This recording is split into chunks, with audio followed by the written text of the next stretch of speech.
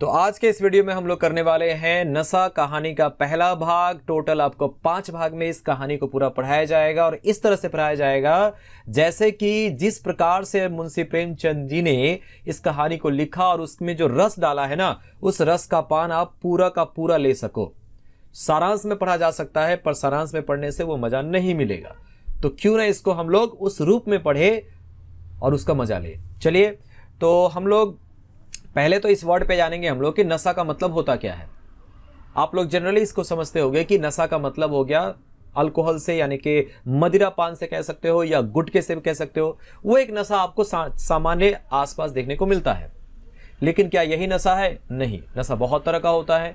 जैसे अगर आप इस फोटो पे ध्यान दीजिए तो आपको दिखेगा यहाँ पर कि एक लोअर क्लास या मिडिल क्लास एक ट्रेन है जिसमें बहुत सारे गरीब लोग बैठे हुए हैं और उसमें एक नवाबजादा आकर अपना बातों को कह रहा है या फिर सीखी झाग रहा है, या फिर कह सकते हो कि कुछ ऐसी इस ढंग से बैठा हुआ है कि आपको देख के ऐसा लगेगा क्या कि इसको अमीरी का क्या है, नशा है। तो नशा क्या करती है? वास्तविकता से आपको दूर ले जाती है और आपको एक अलग दुनिया में बैठा के रख देती है जिसमें लगता है कि सब सही है, इसको नशा है। लेकिन दूसरे को समझ में आता है कि कोई ना कोई नशे में है। तो वैसा ही एक नशा आपके सामने प्रस्तुत करेंगे कौन? मुंशी प्रेमचंद जी। और हो सके तो पूरा देखिए, और आने वाले जो वीडियो होंगे 4 वीडियो और आएंगे जो कि भाग 2, 3, 4 और 5 का होगा। और आपकी कहानी को भी इसी रूप में प्रस्तुत किया है। 5 भाग है, 5 दृश्य है। तो पहले दृश्य पे हम लोग आएंगे जिसमें हम आज वाला वीडियो को कंप्लीट करेंगे। ठीक, थोड़ा हम लोग जान लेते हैं किनके बारे में, मुंशी प्रेमचंद जी के बारे में। और इनके बारे में तो कहना क्या, मतलब कहीं ना कहीं कोई ना कोई, चाहे आपको बूढ़ा से बूढ़ा हो चाहे बच्चा से बच्चा हो, कहीं ना कहीं किसी न किसी सिलेबस में इनकी कहानियों को आपको जरूर पढ़ना है। मैं अपने समय में पढ़ा हूं, ये बूढ़ी काकी हमारे सिलेबस में था। ठीक है, 2004 की बात है। लेकिन अभी जो है आपके सिलेबस में जो नया नशा है, जो West Bengal council of higher secondary education में या और भी जगह पे होगा, तो चलिए मजा लेते हैं इनके कहानियों का। कहानी उन्होंने 300 से अधिक कहानियां लिखा था और उस कहानी का संग्रह जो है ना, उसको संग्रह कहा गया था मानसरोवर। और टोटल ये 8 भाग था। पहला भाग जो हम लोग मानसरोवर का भाग 1 है, उसमें से आप कहानी को देखोगे तो नशा आपको कहानी मिलेगा। उसमें टोटल 14 कहानियां थी, ये आप पढ़ लीजिएगा। यहां से यहां तक 14 कहानियां हैं। ठीक है, उसमें से पहला कहानी जो हम लोग पढ़ने जा रहे हैं वो है नशा। इनके बारे में क्या बताऊं मैं कि धनपत राय श्रीवास्तव जी इनका नाम है। प्रेमचंद अपना नाम क्यों रखा, आएंगे इसके ऊपर में भी, लेकिन शॉर्टली इनके बारे में थोड़ा जान लेते, नहीं तो फिर लंबा वीडियो हो जाएगा। शॉर्टली ये है कि बचपन में जब थे ना, ये बचपन में तो इनकी मम्मी का देहांत हो गया। बचपन बहुत बुरा तरीके से बीता और आर्थिक रूप से बहुत ज्यादा तंगी थी। इनको पढ़ने का या कहानी पढ़ने का इतना शौक था ना कि अपने पाठ्य पुस्तक को बेच दिया और कहानी खरीद के लेके आते थे पढ़ने के लिए। इनको इतना लगाव था उस कहानियों से और ऐसी ऐसी कहानियों का रचना किया जो आज भी सभी के मन में है। गोदान पकड़ लीजिए, गबन पकड़ लीजिए, बहुत सारे उपन्यास, 12 से अधिक 12 उपन्यास इन्होंने लिखा। और आखिरी जो गोदान जो का उपन्यास है, ये बहुत बीमार थे उस वक्त, तभी भी इन्होंने क्या किया, उसको कंप्लीट किया। तो ये इनके मतलब इनका लगन, इनका जो निष्ठा था ना अपने काम के प्रति, वही इनको इतना मतलब कामयाब बनाया जिसको हम लोग आज पढ़ रहे हैं। तो देखिए, सबसे पहले उन्होंने लिखना क्या से शुरू किया? नवाब राय के नाम से उन्होंने लिखना शुरू किया था। अपना नाम रखा था नवाब राय, और ये ज्यादातर उर्दू में लिखा किया करते थे। और उनके पहला जो रचना हम कह सकते थे वो है सोजे वतन, यानी कि देश का दर्द। और देश का दर्द उस समय बहुत ज्यादा था क्योंकि देश हमारा गुलाम था। जब इन्होंने सोजे वतन लिखा, लोगों के पास पहुंचा, उसका जो प्रभाव था ऐसा पड़ा कि अंग्रेजों ने इनको खोजना स्टार्ट कर दिया कि नवाब राय कहां पे है। तो इन्होंने क्या किया, अपना नाम चेंज कर दिया। नाम चेंज करके क्या रखा उन्होंने? प्रेमचंद, जो कि एक नया नाम था। प्रेम यानी कि प्यार मोहब्बत, और चंद मतलब चंद्रमा, यानी कि चारों तरफ जब अंधेरा हो ना तो चंद्रमा चमकती है और वो प्यार मोहब्बत। तो इसी तरह से है, पूरे अंधेरे में एक चंद्रमा के जैसे हैं हमारे कौन? प्रेमचंद जी। इन्होंने पत्रिका में संपादन भी किया है जिसका नाम है माधुरी, हंस और जागरण, और कहानियों का संग्रह मानसरोवर। ठीक, ये इनका हो गया इंट्रोडक्शन। और अब जो हम लोग पहला भाग जो पढ़ेंगे इनके बारे में, इस कहानी के बारे में। कहानी क्या है हमारा? नशा। नशा में टोटल 5 भाग है, हम 5 वीडियो में इसको कंप्लीट करेंगे। पहला 5 भागों में से पहला भाग जो अभी हम लोग कर रहे हैं, इसमें थोड़ी पृष्ठभूमि आपको बांध देते हैं कि उस वक्त हमारे भारत में इनका जो पहला भाग था ना मानसरोवर भाग 1, उसमें पूरा का पूरा जो 14 कहानी लिया गया था ना, उसमें कुछ खासियत थी। क्या खासियत था कि उन्होंने उस समय के समाज को प्रदर्शित किया था हास्य ढंग से, दिल में लगने वाले ढंग से। ईदगाह जो है वो इतना मार्मिक कहानी है एक बच्चे की, जो कोई बच्चा पढ़ता है तो उसका दिल परिवर्तन, हृदय परिवर्तन हो ही जाएगा। ठीक, तो यही है आपका। तो आप इस कहानी को इस रूप में भी देखेंगे कि उस समय के सामाजिक स्थितियों को भी इन्होंने यहाँ उजागर किया है। वर्ग मतलब वर्ग भेद या समाज में ऊंचा नीचा का वो सारे चीज को यहाँ प्रस्तुत किया है। तो भाग 1 में आपको क्या मिलेगा, 2 कैरेक्टर मिलेंगे। 2 कैरेक्टर जो है, एक पकड़ लीजिए ईश्वरी और दूसरा जो कैरेक्टर है वो कथावाचक है। अब ये कथावाचक क्या होता है, देखिए ये हमारे जो राइटर है मुंशी प्रेमचंद जी जब भी लिखते थे ना, तो एक कैरेक्टर को पकड़ के उसी के रूप में सभी को प्रस्तुत करते थे। तो हमेशा जो कैरेक्टर होता था ना, हमेशा जो कैरेक्टर होता था वो गरीब तबके का होता था। आप जितना भी उठा लीजिए, आप गबन उठा के देख लीजिए, या फिर आप वो तो उपन्यास हो गया, और भी है, ईदगाह हो गया। ईदगाह किसके माध्यम से हुआ, तो हामिद के माध्यम से है। उसके बाद कफन जो है, तो बहुत सारा है। इनके बारे में अगर पूरा अच्छी तरह से आप पढ़ोगे ना, तो इनके कहानियों को पढ़ के आप मतलब खरीद के पढ़ना स्टार्ट कर दोगे। तो चलिए, दो कैरेक्टर है, एक है ईश्वरी और दूसरा हो गया हमारा वीर, जो लास्ट में मालूम चलेगा, लेकिन हम लोग इसको कथावाचक के रूप में समझेंगे। ठीक, दोनों आपस में बातें कर रहे हैं उस वक्त, और उस समय का जो हमारे भारत की स्थिति है वो बड़ा ही क्या है, विचित्र है, जो इस भाषा के माध्यम से या इनके वार्तालाप के माध्यम से आपको पता चलेगा। ठीक, चलिए शुरू करते हैं। तो देखिए हमारा पहला भाग में हमारे दोनों कैरेक्टर के बारे में पता चलता है। 2 कैरेक्टर कौन है, ईश्वरी एक, अच्छा मैंने कहा क्या कि कथावाचक कौन है हमारा, तो वो है वीर। ठीक है, बाद में आपको नाम मालूम चलेगा। तो ये मान लीजिए कथावाचक है और ये ईश्वरी है जो कि एक जमींदार का बेटा है। तो यहां पर वही बात को कहा गया है, क्या कहा गया है, ईश्वरी जो है एक बड़े जमींदार का क्या है, लड़का है। यहां पर पहले ही भाग में अमीरी और गरीबी को आपके सामने प्रस्तुत कर दिया गया। और मैं यानी कथावाचक कौन, ये व्यक्ति एक गरीब क्लर्क का क्या है, बेटा है। ठीक, जिसके पास मेहनत मजदूरी के सिवा और कोई जायदाद नहीं है। तो उस समय की स्थिति दिखा रही है कि उस समय जमींदार का लड़का होना मतलब एक आर्थिक रूप से संपन्न होना, और एक जमींदार और एक गरीब क्लर्क का बेटा जो है वो दिन भर सिर्फ मेहनत करता है, खाने और मजदूरी, यानी कि उसी से उसका भरण पोषण होता है, उसके पास कोई संपत्ति नहीं है। तो 2 कैरेक्टर यहां समझ में आया हमारे पास। ठीक है, अब ये दोनों में क्या बातें होती है, क्या वार्तालाप होता है, आगे बढ़ते हैं हम लोग। तो दोनों में क्या बातें होती है, दोनों में हमेशा बहस हो जाती है। किस बारे में, बहुत सारी बातों को लेकर होती है। अब मैं आपको बोलूंगा ना कि कहां अंदर रस है, उसके बारे में थोड़ा सा पता चलेगा आपको। हम दोनों में परस्पर क्या होती है, बहस होती है। हम दोनों में हमेशा क्या होती है, बहस होती है। किस बारे में बहस होती है, तो देखिए मैं जमींदार की क्या करता था, बुराई। और बाद में इसको देखिए, ये नशा जो पार्ट है ना, आप सही रूप से अगर पकड़ लोगे ना इसको, ठीक है, तो हर लाइन में, हर वर्ड में मजा आएगा, आपको भी नशा हो जाएगा। तो मैं जमींदारी की बुराई करता, उन्हें क्या क्या कहता, 3 चीज पुकारता था वो। ठीक है, पहला पुकारता था वो हिंसक पशु, दूसरा खून चूसने वाली जोंक, और तीसरा वृक्षों की चोटी पर फूलने वाला बंझा।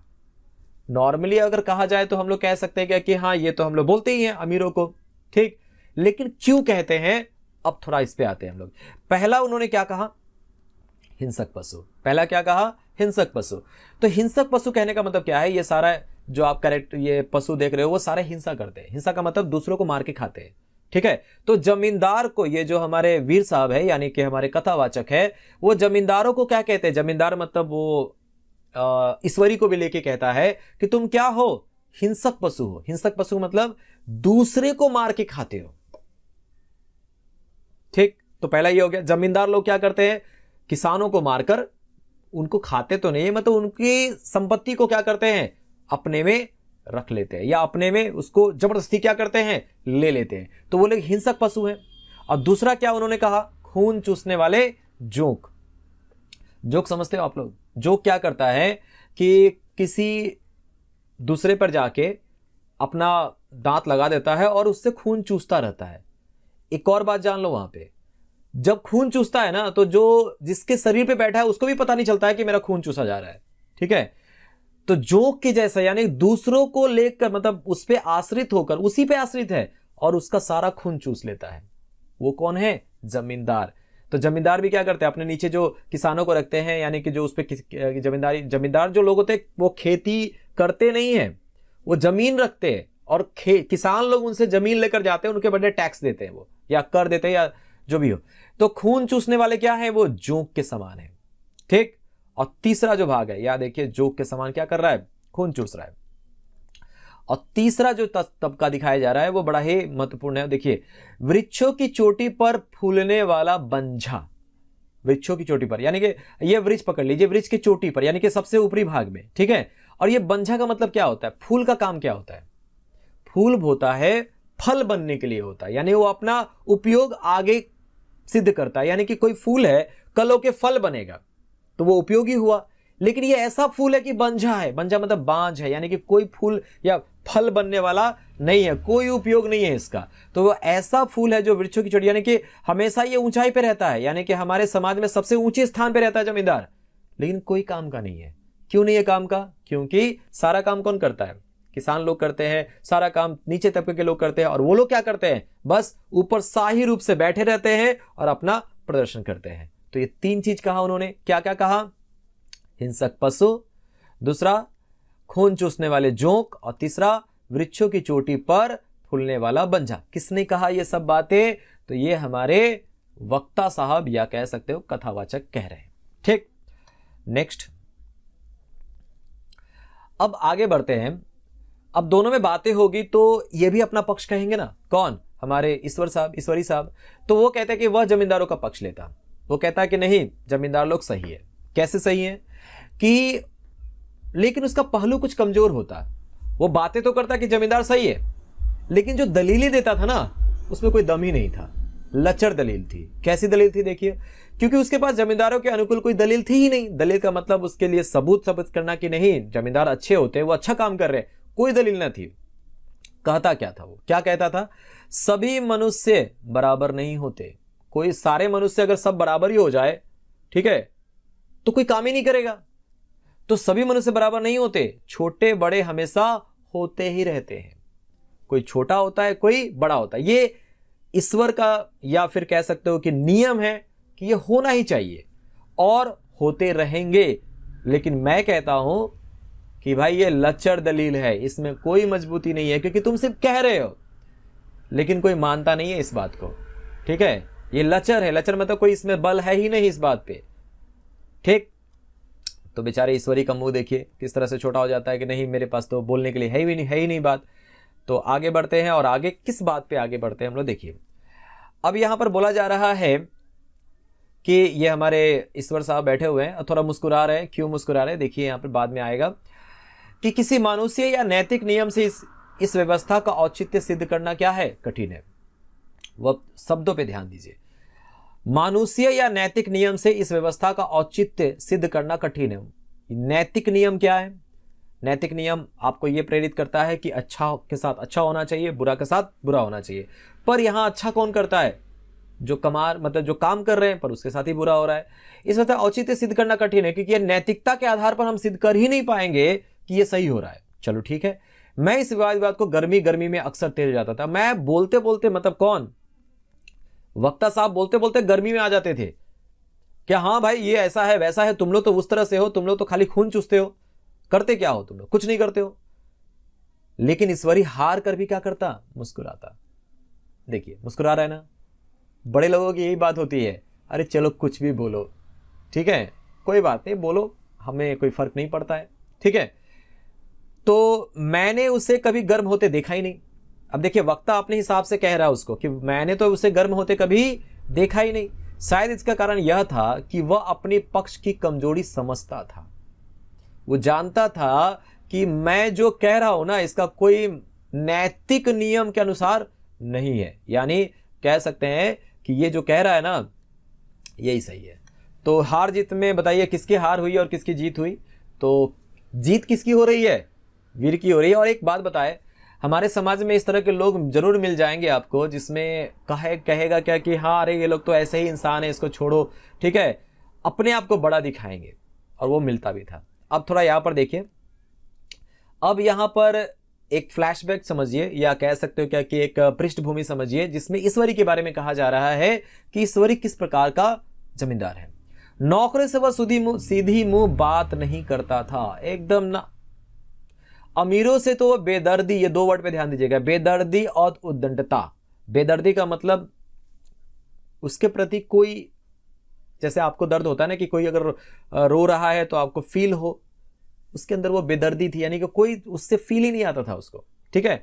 उद्दंडता, उद्दंडता का मतलब हो गया कि उसके प्रति कठोर व्यवहार रखना। उसमें भी प्रचुर भाग मिला था, उसमें भी मतलब सारे जमींदार में तो था ही, और उसके अंदर भी था, ईश्वरी के अंदर भी था। अब 3 बातें यहां भी आएगा कि कौन कौन सा बात पे वो क्या करते थे, गुस्सा करते थे। बहुत छोटी सी बात है पर इंपॉर्टेंट। देखिए क्या, नौकर ने बिस्तर लगाने में जरा भी देर कर दी। अगर नौकर ने बिस्तर लगाने में थोड़ा सा भी देर कर दिया ना तो उस पर टूट पड़ते थे वो। फिर दूध जरूरत से ज्यादा क्या हो जाए, गर्म या ठंडा, तो बड़े लोग क्या होते हैं, दूध पीते हैं रात को। तो अगर नौकर लेके आया दूध, वो ज्यादा गर्म भी हो गया और ज्यादा ठंडा भी हो गया, तब भी उसको डांट लग जाती थी।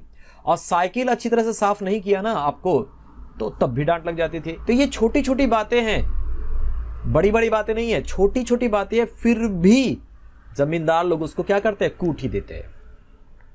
तो यही तो जिम्मेदारी दिखाती है यहां पर। तो आपे से क्या हो जाता था, बाहर हो जाता था। लेकिन एक बात बताइए, अगर वो छोटे लोगों पर इस तरह से व्यवहार करता था तो छोटा लोग तो उसका दोस्त भी है, जैसे कि वो बात कर रहा है, वो भी तो क्लर्क का बेटा है, तो उसके साथ ऐसा व्यवहार क्यों नहीं है, इसका जवाब आपको मिलेगा। देखिए, सुस्ती या बदतमीजी उसे जरा भी बर्दाश्त नहीं थी। सुस्ती या बदतमीजी का मतलब हो गया, सुस्ती मतलब जो नौकर लोग काम ना करे, काम चोरी करे, वो बर्दाश्त नहीं थी। बदतमीजी मतलब उसके सामने कोई बोल देना तो भी बर्दाश्त नहीं होती थी। पर दोस्तों से, और खासकर किससे, मुझसे, विशेषकर किससे, मुझसे, उसका व्यवहार सौहार्द और नम्रता से क्या था, भरा हुआ था। सौहार्द मतलब एक दूसरे का हृदय मिलना, यानी उसके प्रति अच्छा व्यवहार करना, और नम्रता से एकदम प्यार मन से रहता था। शायद उसकी जगह मैं होता तो मुझ में भी वो कठोरता पैदा हो जाती। अब यहां पर ना कैरेक्टर को थोड़ा सा चेंज कीजिए। अब मान लीजिए कि ये जो है, ये हमारा कथावाचक है, और ये जो महोदय है वो मान लीजिए कि वो ईश्वरी है। ठीक है। अगर हम दोनों को परिवर्तित कर दे, अगर कथावाचक जो है या वीर जो कह सकते हैं, वो अगर बड़ा सा जमींदार होता तो मुझ में भी वो कठोरताएं क्या हो जाती, पैदा हो जाती। मान ले रहा है कि मैं भी होता तो मैं भी ऐसे करता जो उसमें थी। लेकिन अब ठीक इसका उल्टा कहता है, क्या कहता है, क्योंकि मेरा लोक प्रेम किसके आधार पे था, सिद्धांतों पर नहीं, निजी दशाओं पर टिका हुआ था। यहां पर बहुत सारा ना एक्सप्लेनेशन आता है, आप समझ लोगे ना तो खुद से बना के बहुत बढ़िया लिख सकोगे। कैसा, मेरा लोक प्रेम, लोक प्रेम का मतलब मैं, देखिए होता क्या है ना, हम लोग ना अपने आप को किसी न किसी से जोड़ देते हैं। हम जैसे हैं, हमारे जैसा कुछ और लोग मिल जाए ना तो हम उसका साथ देंगे। ठीक, तो ये जो कथावाचक है, जो वक्ता है, वो गरीब है, तो वो गरीब के हित की तरफ से कहते हुए जमींदारों को फटकार मारता है कि हाँ वो तुम ऐसे हो, तुम वैसे हो, हम गरीब ऐसे हैं। ठीक, तो मेरा लोक प्रेम मतलब मेरे गरीबों के प्रति जो झुकाव है और जमींदारों से जो मेरे बेरुखी है, सिद्धांतों पर नहीं था कि हाँ होना चाहिए, निजी दशाओं पर टिका था। मतलब मैं खुद हूं इसीलिए मैं ऐसा करता हूं। समझ में आया, मैं खुद वैसा हूं, मैं खुद ही गरीब हूं, ठीक है, इसलिए मैं जमींदारों को क्या करता हूं, टोकता हूं, या जमींदारों को कहता हूं कि तुम ऐसे हो, तो टिका हुआ है। लेकिन वह मेरी जगह होकर भी, अगर वो मेरी जगह आ जाए ना, शायद अमीर ही रहता, मन से क्या रहता, अमीर ही रहता, तब भी मुस्कुराता। क्यों मुस्कुराता, क्योंकि वह प्रकृति से ही, यानी अपने नेचर से ही क्या था, विलासी और ऐश्वर्य प्रिय था। विलासी का मतलब कुछ भी चीज हो, ठीक है, मतलब पूरा एंजॉय करके करता था, कोई में भी मतलब ये कटौती नहीं करता था कि ये नहीं करना है वो नहीं करना है। विलासी था और ऐश्वर्य प्रिय था, मतलब चारों तरफ में सब कुछ अच्छा अच्छा चाहिए। ठीक, तो ऐसा हुआ यहां तक, तो समझ में आ रहा है आपको? अगर कोई डाउट होगा तो आप कमेंट में कीजिएगा बात। नेक्स्ट आगे बढ़ते हैं हम लोग कहानी का उसी भाग में। जैसे ये लोग आपस में क्या कर रहे हैं, एक हॉस्टल में बैठे हुए हैं, मतलब बातें कर रहे हैं, उसी में एक बात आती है, वक्ता हमसे पता चलता है, अब की दशहरे की छुट्टी में मैंने निश्चय किया कि घर न जाऊंगा। दशहरा का मतलब क्या होता है, आप लोग दशहरा का मतलब देखिए, दो चीज़ों से होता है। हमारे बंगाल में दुर्गा पूजा मनाया जाता है, और उत्तरी भारत में यानी कि पूर्वी से जब उत्तर की तरफ हम लोग जाएंगे तो उस समय देखेंगे कि दशहरा का मतलब होता है कि भगवान राम जब रावण का वध करते हैं, ठीक है, तो उस चीज को दशहरा के रूप में मनाया जाता है। दोनों का सेम डेट कैसे हो जाता है कि दुर्गा पूजा का 10वीं और वो दशहरा वो एक ही दिन कैसे पड़ जाता है? इसके पीछे भी कहानी है। क्या कहानी है कि जब भगवान राम जा रहे थे रावण का वध करने के लिए तो उन्होंने पूजा की थी, किसकी? दुर्गा माँ की। और जो शुक्ल पक्ष जो एक समय होता है जिसमें उन्होंने मारा था रावण को, वो वही समय चुना था उन्होंने जब दुर्गा माँ ने महिषासुर को मारा था। तो दोनों सेम समय हो गया, तो सेम समय होने के बाद दोनों को उसी रूप से मनाया जाता है, ठीक है। तो ये हो गया।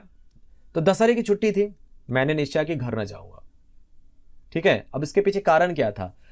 कारण भी बड़ा मतलब विचित्र बताते हैं वो, और आपको याद रखना चाहिए कि मेरे पास किराए के लिए क्या थे? पैसे ही नहीं थे। तो कारण, पहला कारण तो यही था कि किराए के लिए पैसे नहीं थे। और अगर घर वालों को तकलीफ देना चाहता था, नहीं चाहता था, क्यों नहीं चाहता था? मैं अगर घर वालों को कहता कि नहीं मेरे लिए पैसे भेज दो, मैं घर आना चाहता हूं, तो वो लोग देते मुझे। मैं जानता हूं कि वो मुझे कुछ दे देते थे, पर उनकी हैसियत से बहुत ज्यादा होता, ठीक है। तो वो तकलीफ नहीं देना चाहता था। कौन? हमारे लेखक साहब तकलीफ नहीं देना चाहते थे। किसको? अपने परिवार वालों को, कि वो कुछ पैसे भेजे। और तभी इनके पास से मौका आ गया। क्या आया? और परीक्षा का ख्याल भी था कि सामने बहुत सारा एग्जाम आने वाला है, तो थोड़ा हॉस्टल में बैठ के क्या कर लूंगा? पढ़ लूंगा। अभी कुछ देर पढ़ना है, मतलब अभी बहुत कुछ पढ़ना बाकी है। बोर्डिंग हाउस में भूत की तरह अकेले पड़े रहने को भी जीना चाहता था। मैं जाना भी नहीं चाहता था क्योंकि पैसे नहीं थे, पर यहाँ पढ़ा भी नहीं रहना चाहता था। क्यों? क्योंकि सारे लोग चले जाते और मैं अकेला भूत की जैसे इधर उधर घूमता, मज़ा नहीं आता। तभी इसलिए जब ईश्वरी ने मुझे अपने घर का न्योता दिया, ईश्वरी ने कहा कि चलो आज इस बार मेरे घर चलो, वहाँ पे हम लोग खूब मस्ती करेंगे, तो मैंने बिना आग्रह के राजी हो गया। मैंने सोचा कि छोड़ो छोड़ो, नहीं जाएंगे। अगर वो मान गया कि ना ठीक है, ओके, बात तुम्हारी बात, ये चाहता ही नहीं था कि हाँ वो ना जाने वाली बात आ जाए। तो उसने भी यानी कि कथावाचक या फिर वक्ता ने भी मान लिया कि चलो मैं जाऊंगा आपके साथ। ईश्वरी के साथ परीक्षा की तैयारी खूब हो जाएगी। और वो किस तर्क पे जा रहा है? दो तर्कों पे जा रहा है कि ईश्वरी के साथ क्या होगी? परीक्षा की तैयारी खूब हो जाएगी। पढ़ना तो इसका मेनू जैसे था, तो चलो साथ में जाएंगे, वहीं पढ़ेंगे। वह अमीर होकर भी मेहनती और क्या था? जहीन था। ये जो वर्ड, बहुत सारा वर्ड मिलेगा ना आपको, ये आपका उर्दू वाला भाषा से है, ठीक है, अरबी भाषा से लिया गया है। तो मेहनती तो आप जानते हो कि मेहनती मतलब बहुत ज़्यादा वो मेहनत करता है। जहीन का मतलब होता है बुद्धिमान। तो वो बुद्धिमान भी है, यानी पढ़ाई में भी अच्छा है, और वो मेहनती भी है। तो उसके साथ बैठकर मैं भी क्या कर लूँगा? पढ़ लूँगा, ठीक। तो अब ये जाने वाली बात को आगे बढ़ाते हैं। और फिर क्या बात आती है, ये आपका इस पार्ट 1 का आखिरी वाला भाग है। इसके बाद अगले वीडियो में पार्ट 2 करेंगे। तो आखिरी भाग में क्या होता है, देखिए। अब तो एक बात आ गई कि हमारे ईश्वरी साहब एक बात से डर रहे हैं। किस बात से डर रहे हैं? कि ये जाएगा तो, और इसके मुंह से तो खाली निकलता है कि जमींदार मतलब मक्खी चूस है, या मान लो कि मतलब बहुत बड़ी बड़ी बात निकलती है। अब ये जाके वहां कुछ कहेगा और लोग इसको क्या करेंगे? कुछ ना कुछ बोलेंगे। तो उसने इसके साथ ही कहा, लेकिन भाई एक बात का ख्याल रखना। क्या बात का ख्याल रखना?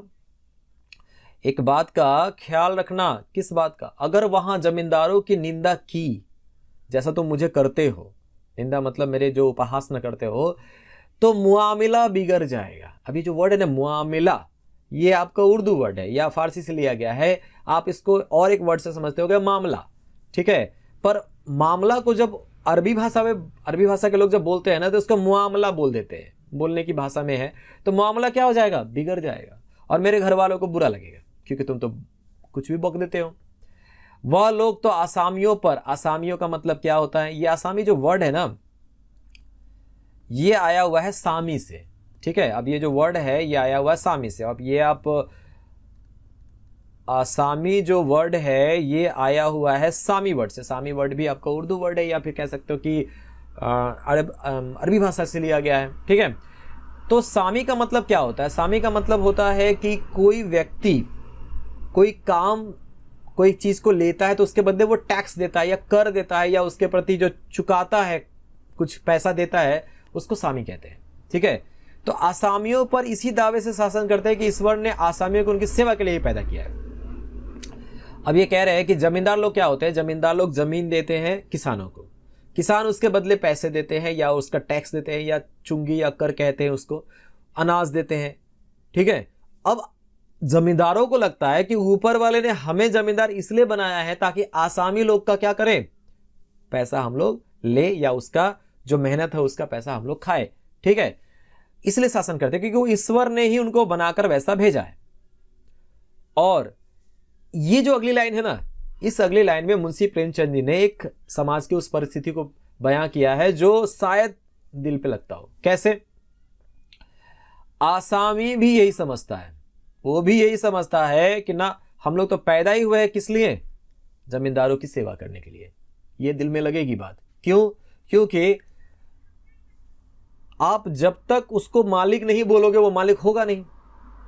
ठीक, तो वही कहता है कि आसामी भी यही समझता है कि नहीं, वो जो जमींदार है वही मेरा मालिक है। और आप लोग बोलचाल की भाषा में सुनोगे भी कि वो मालिक है मेरा। अगर उसे सुझा दिया जाए, मतलब उसको समझा दिया जाए कि जमींदार और आसामी में कोई मौलिक भेद नहीं है, तो जमींदारी का तो कहीं पता ना चले, मतलब कहीं पता ना चले कि क्या होने वाला है।